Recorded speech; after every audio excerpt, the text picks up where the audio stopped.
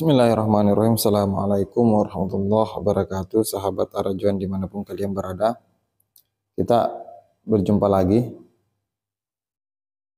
Dan tentunya akan ada hal yang akan kita bahas, yang akan kita kaji, yang akan kita pelajari sama-sama. Semoga ini bisa menjadi hasanah pengetahuan sebagai sarana edukasi, kemudian sarana sosialisasi untuk penyadaran, untuk kemudian ditujukan kepada saudara-saudara kita yang terpapar paham atau tergabung dalam jamaah LDI. Nah, jika sahabat-sahabat telah mengikuti beberapa part video dari sebelumnya, saya banyak membahas atau mengkaji cuplikan video pernyataan seorang Pak Mario, orang yang kemudian mendapatkan perlakuan intimidasi, dipersekusi, diperlakukan tidak wajar oleh jamaah LDII karena dianggap bahwa dia adalah orang yang najis, orang yang murtad, orang yang kafir karena telah dikeluarkan dari barisan LDII. Nah, tentu kita akan melanjutkan ini, akan membahas ini. Semoga dengan kita konsisten membahas soal seperti ini, kemudian mencari semakin banyak referensi-referensi pengakuan dari mantan LDII. Semoga ini bisa menjadi bahan untuk saudara-saudara kita, menguatkan saudara-saudara kita untuk tidak terlibat dalam LDII, dan mereka yang telah terlibat semoga bisa keluar. Oke, baik, langsung saja mungkin saya perdengarkan dulu ke sahabat-sahabat soal rekaman atau pernyataan dari Pak Mario.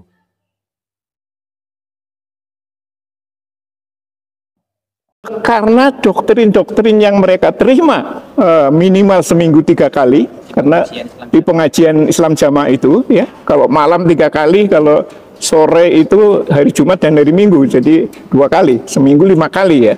Didoktrin terus-menerus sehingga melekatlah dalam otak bawah sadarnya dan hati nuraninya bahwa orang di luar jamaah itu tidak Islam, orang di luar jamaah itu kafir, orang di luar jamaah itu murtad, dan seterusnya dan seterusnya.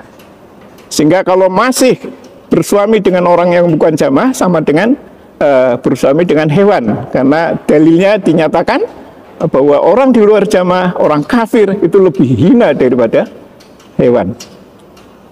Nah, oleh karena itu kami merasa pada saat itu ya, saya secara pribadi merasa down. Karena apa?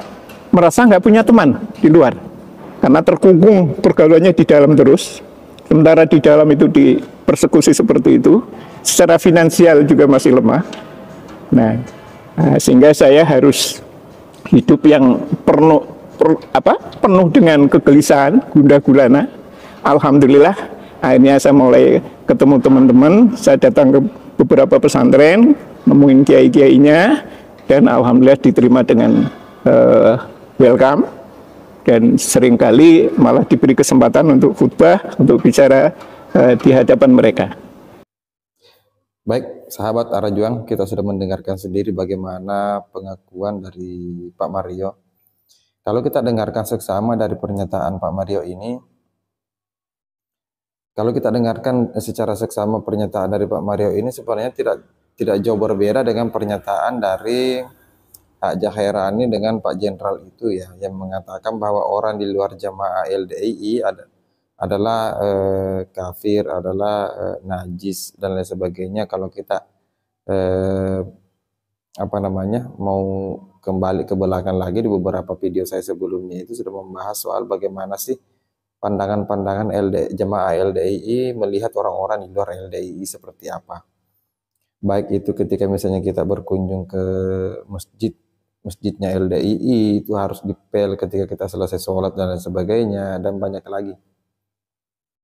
Begitu juga yang kemudian dirasakan dan pengakuan dari Pak Mario ini lebih mempertegas lagi, lebih menguatkan kita lagi tentang bahwa betul-betul apa yang kemudian kita bahas dari beberapa video yang lalu itu benar adanya dengan adanya penguatan dari Pak Mario ini. Pak Mario ini adalah orang yang termasuk orang dalam, termasuk orang yang punya posisi strategis di dalam LDII, pernah menjabat sebagai ketua DPD LDII di daerah kabupatennya, kemudian pernah menjadi ketua mubalik di daerah Cirebon.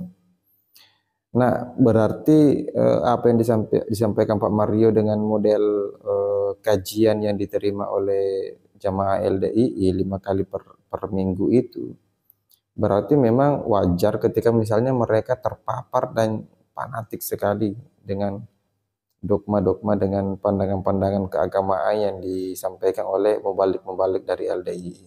Karena pertemuan mereka intens. Nah, bedalah misalnya dengan kita-kita ini yang ada di kampung, atau ya kadang pertemuannya itu sebulan sekali atau seminggu sekali, paling di hari Jumat. Mereka malah per minggu itu 5 kali. Berarti memang dengan intensnya mereka melakukan pertemuan seperti itu, lebih cepat memberikan doktrin, dogma agama, kemudian membuat orang-orang atau jamaah mereka memang tidak dibiarkan leluasa untuk mencari informasi di mana-mana. Tadi sempat juga disampaikan oleh Pak Mario bahwa dia sempat berkunjung ke salah satu pesantren, bertemu dengan para kiai-kiai di sana.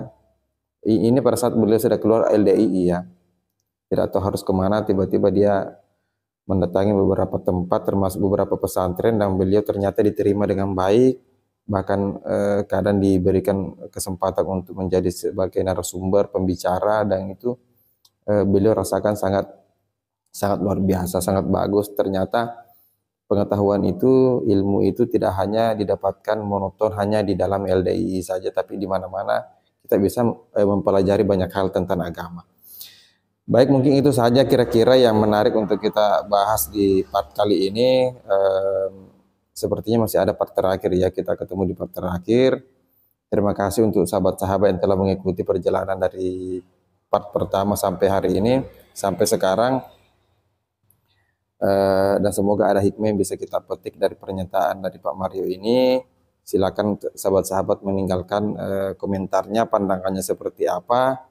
Baik yang mantan LDII silahkan berkomentar. Saya juga ada rencana nantinya untuk membuat sebuah forum untuk sahabat-sahabat mantan LDII untuk bergabung di forum itu nanti, mungkin via grup WhatsApp.